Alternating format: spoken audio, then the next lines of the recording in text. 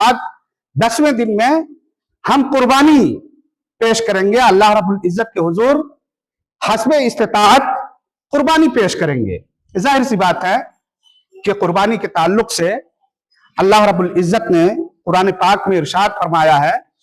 कि फसल्लि लिरब्बिका वन्हर। नबी अकरम सल्लल्लाहु अलैहि वसल्लम को मुखातब करते हुए अल्लाह रब्बुल इज्जत ने कहा कि फसल्लि लिरब्बिका वन्हर, आप अपने रब के लिए नमाज पढ़िए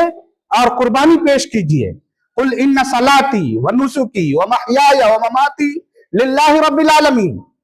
कुर्बानी का हुक्म दिया गया, साथ ही साथ इस बात का भी हुक्म दिया गया कि अल्लाह रब्बुल इज्जत को इंसान जो कुर्बानी पेश करता है, अल्लाह रब्बुल इज्जत के हुजूर जिन जानवरों की कुर्बानी पेश करता है, अल्लाह रब्बुल इज्जत को उनका गोश्त पोस्ट या दूसरी चीजें नहीं पहुंचती हैं। इसी वजह से अल्लाह रब्बुल इज्जत ने कहा कि लन यनाल अल्लाह लुहूमुहा वला दिमाउहा वलाकिन यनालहु तक़वा मिनकुम, कि दिल के अंदर जो खुलूस है, जो नेकनियती है, इंसान जिस नियत से, जिस खुलूस से कुर्बानी का जानवर अल्लाह रब्बुल इज्जत की राह में कुर्बान कर रहा है, उसके दिल का खुलूस ही अल्लाह रब्बुल इज्जत के हुजूर पहुंचता है। इसी वजह से हमें खालिस इखलास के साथ और नेकनियती के साथ अल्लाह रब्बुल इज्जत के लिए कुर्बानी पेश करना चाहिए।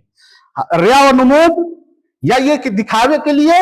हमें कुर्बानी नहीं पेश करनी चाहिए। शद्दाद इब्न औस रज़ियल्लाहु तआला अन्हु की मशहूर हदीस है, नबी अकरम सल्लल्लाहु अलैहि वसल्लम ने इरशाद फरमाया, मुस्नद अहमद की रवायत है, मुहद्दिसीन ने इसे हसन करार दिया है कि मन सल्ला युराई फक़द अशरक, मन साम युराई फक़द अशरक, मन तसद्दक़ युराई फक़द अशरक, कि अगर कोई शख्स दिखावे के लिए नमाज पढ़ता है तो शिर्क करता है, दिखावे के लिए रोजा रखता है तो शिर्क करता है, और दिखावे के लिए सदका करता है तो भी शिर्क करता है। कितनी बड़ी वईद है। अल्लाह के प्यारे रसूल सल्लल्लाहु अलैहि वसल्लम ने उमर इब्न खत्ताब रज़ियल्लाहु तआला अन्हु की हदीस में बयान फरमाया कि इन्नमल अअमालु बिन्नियात व इन्नमा लिकुल्लि इम्रिइन मा नवा फमन कानत हिजरतुहु इलल्लाहि व रसूलिही फहिजरतुहु इलल्लाहि व रसूलिही वमन कानत हिजरतुहु इला दुनिया युसीबुहा औ इम्रातिन यतज़व्वज